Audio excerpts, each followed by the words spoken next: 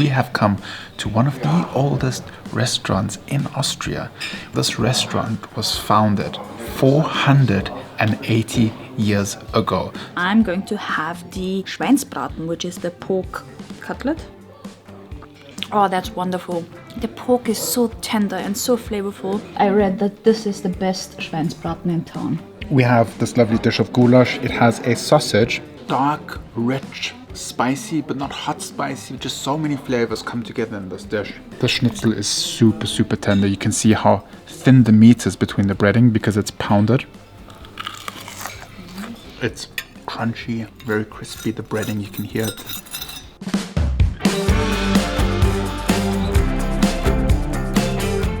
Today we are bringing you one of the most requested videos on the channel lately.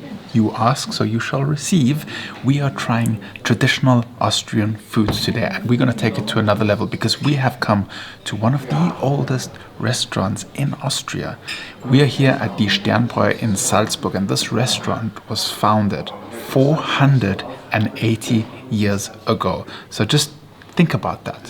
When Mozart was born here in Salzburg, this restaurant already existed for 217 years. So we are going to try a few traditional Austrian dishes here at this restaurant. We've ordered a few things already. I'm super excited to get it, super excited to show it to you guys, and super excited to see your comments, to see what you think of these food dishes. And this is how the restaurant looks like. I mean, it's definitely renovated, but there are some huge paintings on the walls. Yeah, lots of paintings here. Lots of wood as well. Well, that's not wood, but this is wood. Yeah, and I do believe these are like the original. No, they're not. I think it got renovated. The knock gave it away, like the original nothing. Yeah, I was actually walking around, and this complex is a hugely renovated area with lots of restaurants around here, and yeah, it has a really nice outdoor area. Unfortunately, it's winter, so we're not going to sit outside, but it's nice inside as well.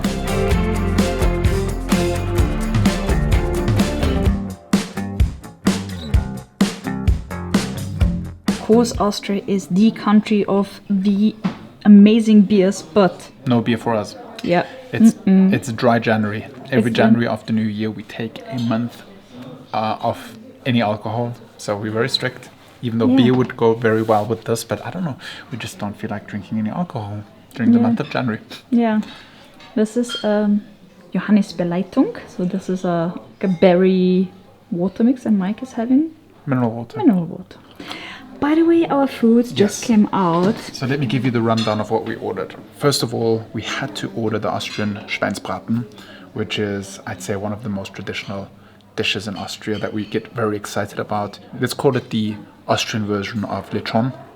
Then we have here Wienerschnitzel, which is veal, a thin cut of veal, a cutlet which is pounded, breaded, shallow fried, and this one comes with some potatoes with parsley. Thank you, Nelly. We forgot how to speak German, right? Exactly. Ah, yes, this is something I enjoy a lot. This is a cabbage salad which comes with the Schweinsbraten. Traditionally, you'll either have a cold one, or there is also a warm Krautsalat that we have with it. And then we have here a goulash. This one is a fiaker goulash. And a fiaker is a carriage, right? Yeah. And they call it fiaker because it's just one type of goulash. So we have a few different types of goulash in Austria, and this is one of them. This one comes with Semmelknödel. Yeah, which is like a dumpling with... It's a dumpling, exactly. Bread. Yes, white bread, flour, milk, egg, mushed, boiled. Very nice. Very nice. It smells very, very good. Okay, it should not be mistaken with the sporty cow that Mike mentioned in the Linz video. It's not made with horse meat. No. This is beef. Yeah. Regular fat cow. A lot of people appreciated the reference with the sporty cow. Yeah. The horse. It's a sporty cow. What is a zebra? It's a stripy sporty cow.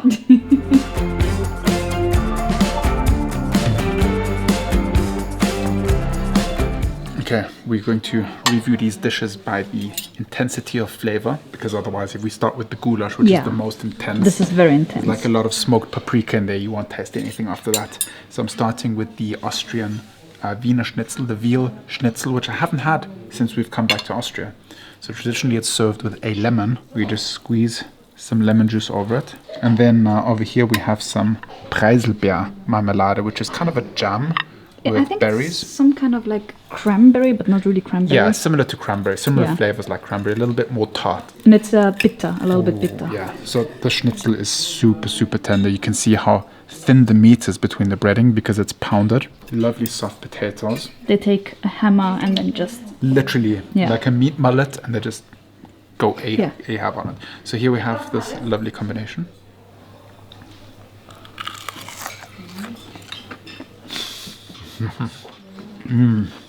Na, das ist doch mal super lecker hier, huh?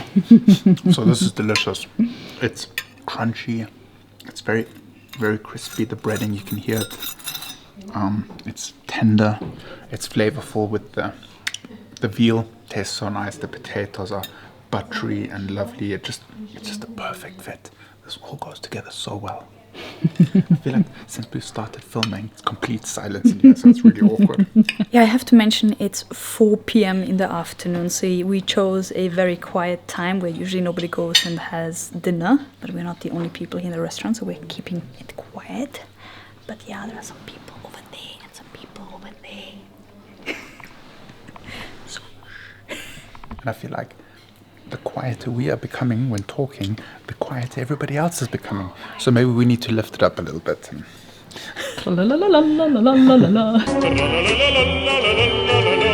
So the first dish, super, super amazing. Really, really excited about it. It's like probably heavenly. The best schnitzel I've had in a very long time.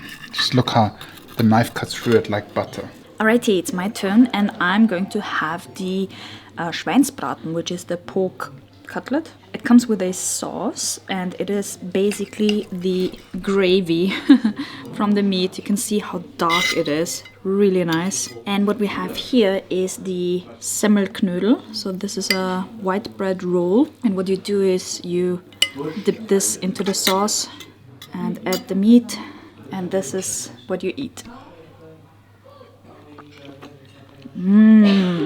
Oh, that's wonderful. The pork is so tender and so flavorful. It has a lot of kümmel. What is kümmel? I'll put it in the video description here. The Semmelknödel, it doesn't have a lot of flavor, but once you mix it with the gravy, it's so delicious and it goes so well with it. So you don't really need anything more. But of course, yes, you do. You need dust here. Yeah, of course. Yeah, I just wanted to say. But of course, this is a very heavy and hearty dish. It's not as fatty as we know the lechon. It's a little bit more lean, I would say. But yeah, if you want to freshen up the taste a little bit, you mix it with your Krautsalat, which is also made with some kümmel. We have some Speck in there, which is Speck. I know, Speck is Speck. Like bacon. Yeah, bacon. And some herbs. So this and this. Oh, the pork is so good. That was a mouthful. Good, I'm trying to make it very serious, but you know I'm not serious. So when you add the salad, you actually have some smoky flavor with it as well. Mike is going in as well. Yes, I can't skip this. This is one of my favorite dishes here in Austria to eat. And especially when it comes with such a scrumptious, rich gravy. I think I read that this is the best Schweinsbraten in town. That's very good. Let me see. I'm somewhat of a Krautsalat connoisseur. Excellent. I was actually not very hungry, but this was legit really, really delicious. Yeah, we said let's just pack in we just have a bite of everything, but it's so good, so we're just like finishing everything. No diet in January. No diet right now at least. Okay, so here we have this lovely dish of goulash. It has a sausage, and this is also very Austrian. They cut the sausage, it's like a Frankfurter. We call it a Frankfurter. The people in Germany where Frankfurt actually is, call it a Wiener. And I think also in the US and in the Philippines they call it a Wiener. A Wiener, yeah. Exactly. So what we do is we cut them and then deep fry them, and then it kind of like curls up like this, which is really funny. So with this you have to get a little bit of everything to really get the meat just pulls apart. Oh, this has been braising for hours, probably the whole day. And then let me get some of this Pickled gherkins. pickle in there as well. Look at that, just a mouthful of meat and pickled. There's so much going on. It's dark, rich, spicy, but not hot spicy. Just so many flavors come together in this dish. I'm trying to find something I could compare it to. Paprika. It's like a mix of, it kind of feels like you're eating a caldereta in the Philippines or beef rendang in Indonesia, kind of like a mix of those things. It's so good. It's so hearty. And this is actually a dish that traditionally more comes from Hungary. But for those of you that maybe don't know, Hungary used to be a part of the Habsburg Empire of Austria. As such, Austria used to be humongous. I mean, it used to, like so many places used to belong to Austria. Like Spain, where King Philip is from.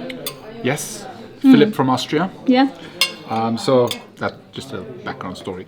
Again, we've got one of these dumplings here. So this dumpling, as mentioned before, is made with a roll, egg, some flour. Really lovely. My mom makes these very well.